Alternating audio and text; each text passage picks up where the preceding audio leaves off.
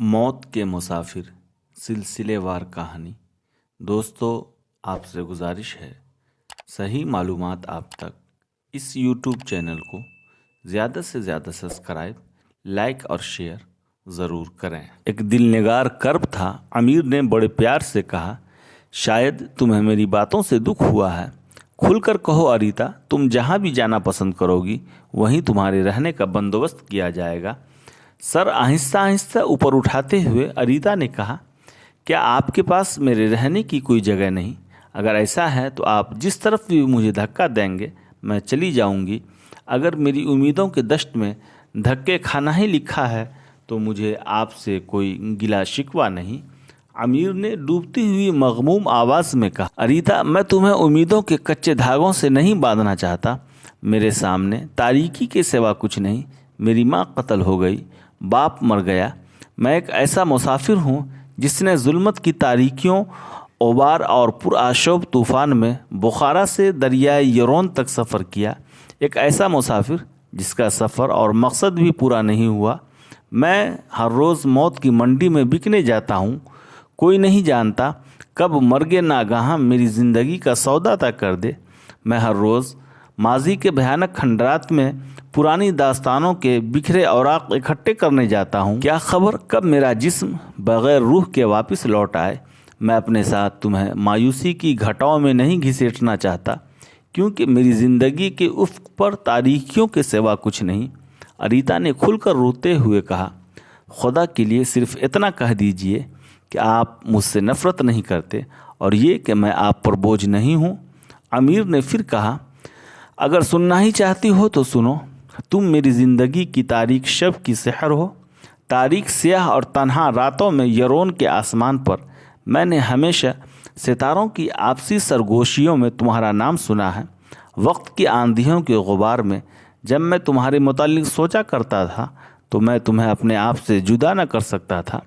تم ایک ایسا چشمہ ہو جہاں آ کر میری حیات کے دشت کی انتہا ہوتی ہے۔ امیر خاموش ہو گیا۔ اریتا کے دل کی دھڑکنیں تیز ہو گئی تھی۔ وقت کی آندھیوں کا غبار دھل گیا تھا۔ اس کے سامنے حسین سپنوں کی تعبیر بکھر گئی تھی۔ احساس کی شکست محبت کی فتح میں بدل گئی تھی۔ اس کے سینے میں ساز نوید بج اٹھے تھے۔ وہ اپنے دل میں لطیف اور خوشگوار دھڑکنیں محسوس کر رہی تھی۔ وہ اب امیر کے سامنے بیٹھی تشکر کے آنسوؤں سے دل کا سارا غبار دھو رہی تھی۔ امیر کی آواز سنائی دی، اریتا، کیا تم میرے ساتھ میرے مسکن چلو گی؟ اریتا نے سر اوپر اٹھا دیا اور اپنی پھول برساتی آواز میں کہا، آپ میری آخری امید ہیں، میری ڈگمگاتی ہوئی کشتی کے ناخدا ہیں اور میرا اثاثہ۔ اریتا کی آواز میں موسم بہار کے پرندوں کی سی دلکشی تھی۔ امیر نے اریتا کا نازک سرخ ہاتھ اپنے مضبوط ہاتھ میں لیتے ہوئے کہا، جب تک میری رگوں میں زندگی کا خون ہے میں تم سے محبت کرتا رہوں گا۔ امیر کے ہاتھوں کے لمس سے اریتا کا کومل جسم کپکپا اٹھا تھا۔ امیر نے پھر کہا، ہم کل ہی شادی کر لیں گے اور میاں بیوی کی حیثیت سے اپنے مسکن کی طرف کوچ کریں گے۔ اریتا نے اپنا ہاتھ چھوڑا لیا اور دروازے کی طرف بھاگتے ہوئے کہا، اتنی جلدی؟ امیر اسے پکارتا رہ گیا، لیکن اریتا باہر بھاگ گئی۔ وہ خوش تھی، خوشی میں جھوم رہی تھی، اپنی غم گشتہ خوشیاں جو پا گئی تھی۔ تیسرے روز شام کے وقت امیر اور اریتا کی شادی ہو گئی۔ نکاح بوڑھے احمد نے پڑھایا تھا۔ امیر نے جابر کو تلم کا حاکم مقرر کیا۔ 3000 سپاہی قلعہ کی حفاظت کے لیے اس کی کمان میں دیے اور اریتا کے ساتھ وہ باقی سپاہ کو لے کر اپنے مسکن کی طرف کوچ کر گیا۔ امیر نے لشکر کے ساتھ جب دریائے دجلہ کو عبور کر کے اپنا رخ جنوب مغرب کی طرف کیا تو سامنے سے ایک نقاب پوش اپنا گھوڑا سرپٹ دوڑاتا ہوا آیا اور ہاتھ کے اشارے سے امیر کو رکنے کو کہا۔ امیر رک گیا اور اس کے پیچھے سارا لشکر جہاں تھا وہیں ٹھہر گیا۔ آنے والے نے اپنا نقاب اتار دیا۔ وہ رکن الدین بیرس تھا۔ اس نے بڑی بےتابی سے پوچھا، آپ کی جنگ کا کیا بنا؟ میں قلعہ تلم کو فتح کر کے اس پر اپنا حاکم مقرر کر آیا ہوں اور اپنے 3000 آزمودہ کار سپاہی قلعے میں چھوڑ آیا ہوں۔ بیرس نے خوش ہوتے ہوئے کہا، آپ نے میری امیدوں سے کہیں بڑھ کر जुरत अंगेज शुजात का सबूत दिया। मैं आपके मस्कन में गया था, वहाँ रुबाह से मुलाकात हुई। मैं उसे सुनहरी दीनार की एक भारी रकम और कुछ जेवरात दे आया हूँ। मैं तलब में आपके पहलू बेपहलू लड़ने की ख्वाहिश लेकर निकला था, लेकिन शायद मेरे मुक़द्दर में ऐसा न लिखा था। अब आप अपने मस्कन को जाइए और मैं बगदाद का रुख करता हूँ।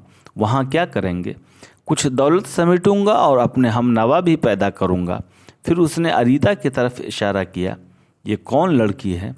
मुस्कुराते हुए आमिर ने कहा, मैंने शादी कर ली है, ये मेरी बीवी है। बैरस ने खुश होते हुए कहा, मैं आपको शादी की मुबारकबाद देता हूँ। रुबाह ने मुझे बताया था कि आप बरकाई के पास भी गए थे, वहाँ क्या बना?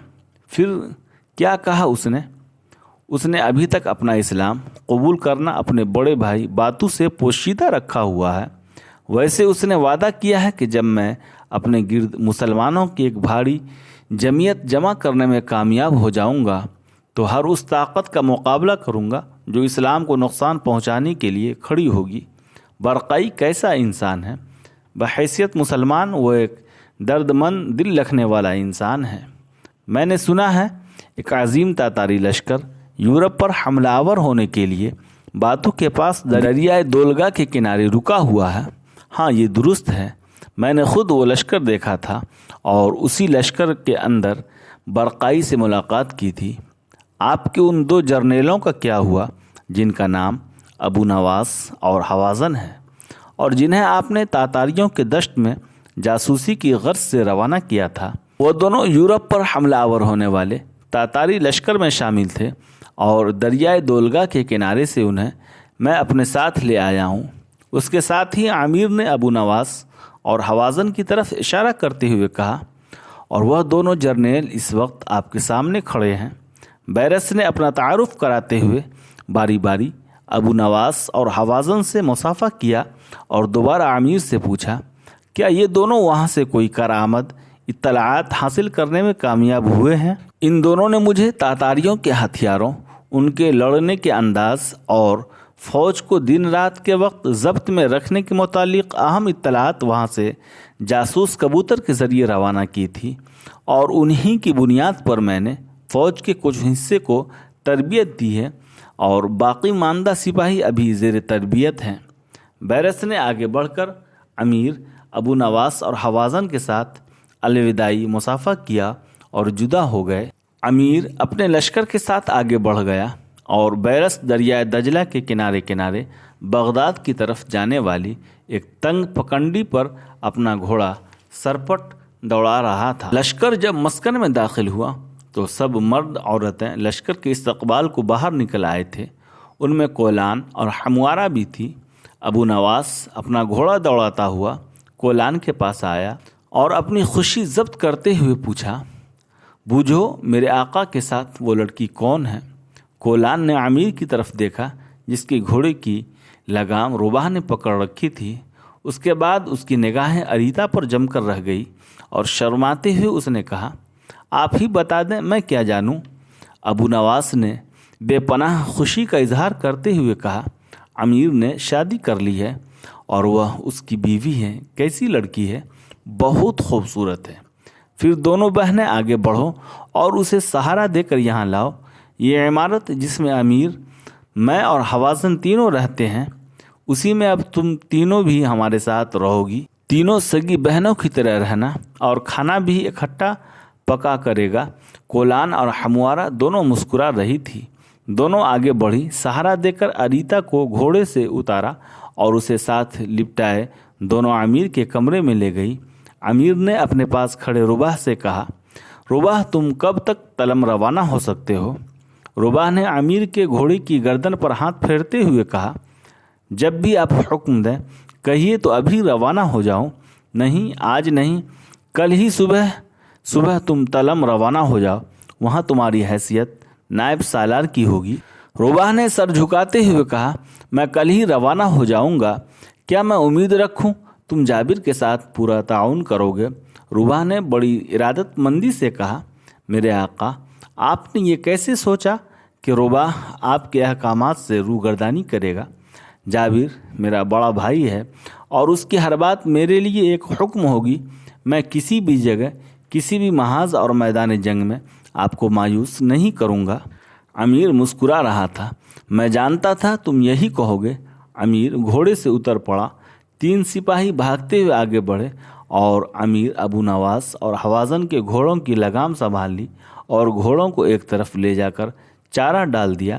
امیر ابو نواس اور حوازن اس عمارت کی طرف بڑھنے لگے جس میں وہ رہتے تھے۔ دریائے دولگا کے کنارے کچھ عرصہ قیام کرنے کے بعد تاتاری لشکر، جس کا سالار اعلیٰ برقائی کا بڑا بھائی باتو تھا، مگر اصل اختیارات بہادر تاتاری جرنیل سوبودائی کے ہاتھ میں تھے، روس کی کالی مٹی کے علاقوں کی طرف کوچ کرنے کا ارادہ کر چکا تھا۔ سب سے پہلے سوبودائی نے ایک جرار لشکر بہادر بلغاریوں کی سرکوبی کے لیے دولگا کی طرف روانہ کیا۔ کئی خونریز معرکے ہوئے جن میں وحشی تاتاریوں نے بلغاریوں کو کچل دیا اور ان کے تجارتی مرکز کو جلا کر راکھ کر دیا۔ اسی اثنا میں سوبودائی نے منگو خاں کو جنوب کی طرف بہادر اور وحشی ترکوں کی طاقت کو ختم کرنے کے لیے روانہ کیا۔ منگو خاں آندھی اور طوفان کی طرح ترکوں پر حملہ آور ہوا۔ کچھ ترک قبیلوں نے اطاعت قبول کر لی، لیکن ترکوں کے زیادہ تر قبیلوں نے مغرب کی طرف دریائے نیپر کو پار کر کے بھاگ جانے میں اپنی عافیت سمجھی۔ منگو نے بھاگتے ہوئے ترکوں کا تعاقب نہ کیا اور واپس لوٹ گیا۔ اس کے بعد لشکر نے کوچ کیا اور اہل روس کی طرف قاصد بھیجوا کر مطالبہ کیا، اگر ہمارے انتقام سے محفوظ رہنا چاہتے ہو تو ہر چیز کا 10واں حصہ ہمیں دو۔ 10% آدمی، 10% عورتیں، 10% گھوڑے، غرض ہر چیز کا 10واں حصہ۔ جب یہ اجنبی تاتاری قاصد شہر پناہوں کے دروازوں کے قریب پہنچے تو روسیوں نے انہیں قتل کر دیا۔ اب تاتاریوں نے ان سے انتقام لینے کا مصمم ارادہ کر لیا تھا۔ جاڑوں میں جب ہر طرف برف پھیلی ہوئی تھی اور دریا منجمد ہو چکے تھے، روسیوں کو تاتاریوں کی طرف سے حملے کی توقع نہ تھی، لہٰذا وہ اپنے فصیلوں سے گھرے ہوئے شہروں کے اندر غلے اور گوشت کے گوداموں کے ساتھ بند ہو گئے۔ اسی طرح روسی اطمینان سے سردیاں گزارنے کے بعد تاتاریوں سے جنگ کرنے کا ارادہ کر چکے تھے۔ روسیوں نے تاتاریوں کی قوت کا غلط اندازہ لگایا تھا۔ تاتاری برف کے طوفانوں اور ریخ بستہ دریاؤں کی پرواہ کیے بغیر روس پر حملہ آور ہوئے۔ پہلے انہوں نے روسیوں کے شہر یازاران کو نشانہ بنایا۔ تاتاری قہر الہی بن کر آگے بڑھے اور منجیقوں سے شعلہ باری کر کے انہوں نے ریاض، ان کی لکڑی کی فصیلیں جلا کر راکھ کر دی۔ تاتاری دارانہ شہر میں داخل ہوئے اور قتل عام کر کے گلیوں میں پڑی برف کو انسانی خون سے سرخ کر دیا۔ بہت سے لوگوں کو انہوں نے سیخوں سے چھید چھید کر تلملا تلملا کر قتل کیا۔ جو لوگ کلسیاؤں میں پناہ گزین ہوئے انہیں وہاں سے نکالا۔ عورتوں کی سب کے سامنے عصمت دری کی اور مردوں کو قتل کر دیا گیا۔ روسی شہر ریاضان ایک مقتل بن گیا تھا۔ اس کے بعد تاتاریوں نے بڑی جلدی سے ایک قلعے سے دوسرے قلعے میں پھلانگنا شروع کر دیا اور یکے بعد دیگرے روسی شہر سوزوال، رستوف اور باروسلاوا کے فتح کیے، خون کی ندیاں بہائیں اور شہر منہدم کر کے رکھ دیا۔ تاتاری جس طرف بھی گئے زمین کو انسانی خون سے رنگین بناتے چلے گئے۔ اب انہوں نے روس کے عظیم شہر ماسکو کا رخ کیا۔ ان دنوں ماسکو ایک چھوٹا شہر تھا اور اس جگہ واقع تھا جہاں اب بلندی پر کرملین کی عمارتیں ہیں۔ تاتاریوں نے ماسکو فتح کر کے قتل عام کیا اور شہر کو نظر آتش کر دیا۔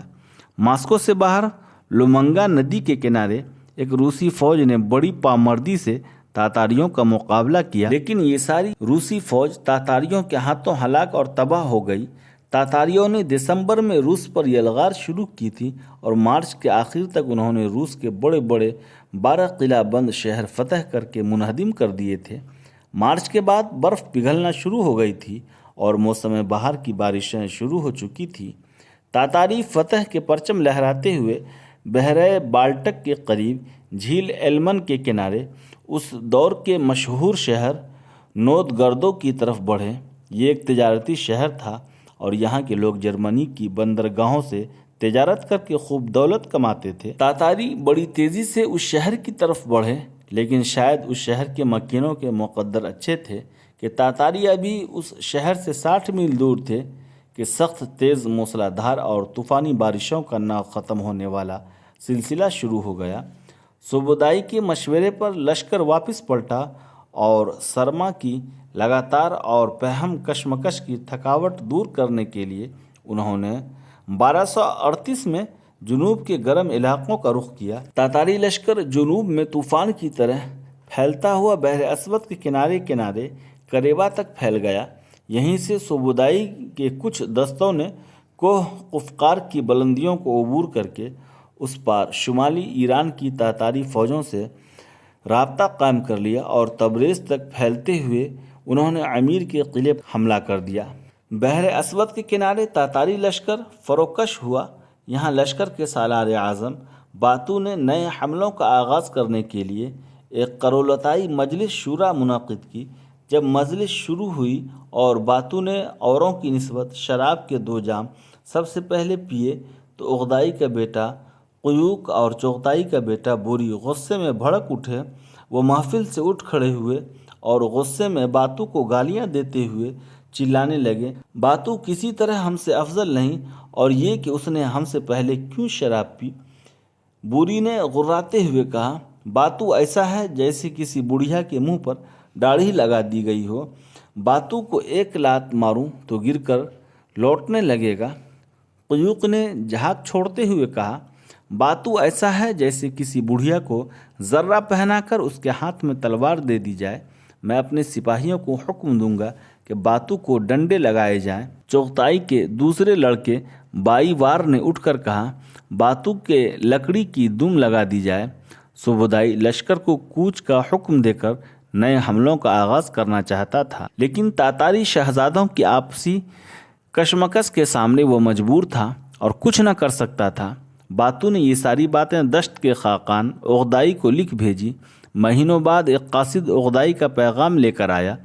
اغدائی نے اپنے بیٹے قیوق کو سخت ملامت کی تھی اور لکھا تھا کہ چغتائی اپنے بیٹوں بوری اور بائیدار سے خود نمٹ لے گا۔ اس کے علاوہ اغدائی نے باتو کو بھی سخت فہمائش کی تھی۔ قیوق، بوری اور بائیدار کو دشت میں واپس بلا لیا گیا۔ اغدائی خاں بیمار رہنے لگا تھا، اس لیے سیورقتی نے اپنے بیٹے منگو کو بھی واپس بلا لیا تھا، کیونکہ اغدائی کے بعد وہ اپنے بڑے بیٹے منگو کو دشت کا خاقان دیکھنا چاہتی تھی۔ اپنے بیٹے اور بھتیجوں کے ساتھ اغدائی کے نرم رویے کے بڑے برے اثرات نکلے۔ ایک طرف تو باتو اور برقائی کے دلوں میں شکوک و شبہات پیدا ہو گئے، ہماری کوئی حیثیت نہیں، اور وہ دشت کے خاقان کا تاج اتار پھینکنے کے فکر میں لگ گئے۔ دوسرے آنے والی نسلوں پر اس کے برے اثرات ہوئے اور ترک شہزادے آپس میں لڑنے لگے، جیسا کہ بعد میں منگو کے بھائی اور فاتح چین قبلائی خاں اغدائی کے بیٹے قائدو، اس کے علاوہ منگو کے بھائی ہلاکو اور برقائی خاں میں نہ ختم ہونے والی جنگوں کا سلسلہ شروع ہو گیا۔ اغدائی خاں اگر اس موقع پر سخت رویہ روا رکھتا اور اپنے بیٹے اور بھتیجوں کو مناسب سزا دیتا تو تاتاری طاقت میں اتنی جلدی کمی پیدا نہ ہوتی۔ امیر اریتا کے سامنے اپنے پہاڑی مسکن کے ایک بلند برج پر کھڑا تھا۔ ان کے سامنے 2 جہاں نیلگو آسماں زمین سے گلے مل رہا تھا۔ یروشلم کے بلند برج دکھائی دے رہے تھے۔ دور دور تک زمین کے سینے کو چھوٹے چھوٹے تلخ و شیریں پودوں نے ڈھانپ رکھا تھا۔ 4 سو دیکھتے سورج کی گرم شعاؤں کے آتشدان روشن تھے اور دریائے یرون کے کنارے پتھروں سے بندھی ماہی گیروں کی کشتیاں خاموش تھیں۔ اریتا نے بڑے پیار سے امیر کا ہاتھ اپنے ہاتھ میں لیتے ہوئے کہا، امیر، وہ دور جو برج نظر آ رہے ہیں یروشلم کے ہیں؟ امیر اداس ہو گیا اور بھاری آواز میں کہا، ہاں۔ اریتا اس کی حالت دیکھ کر پریشان ہو گئی، بڑے پیار سے پوچھا، آپ اداس کیوں ہو گئے؟ امیر نے اپنے ذہن کو فوراً بدل لیا، نہیں، میں کچھ اور سوچ رہا تھا۔ کیا سوچ رہے تھے آپ؟ کچھ نہیں۔ اریتا نے پیار سے ضد کی، کہا، مجھے بھی نہیں بتائیں گے؟ امیر پھر اداس ہو گیا، میں یروشلم کے ماضی، حال اور مستقبل کے متعلق سوچ رہا تھا۔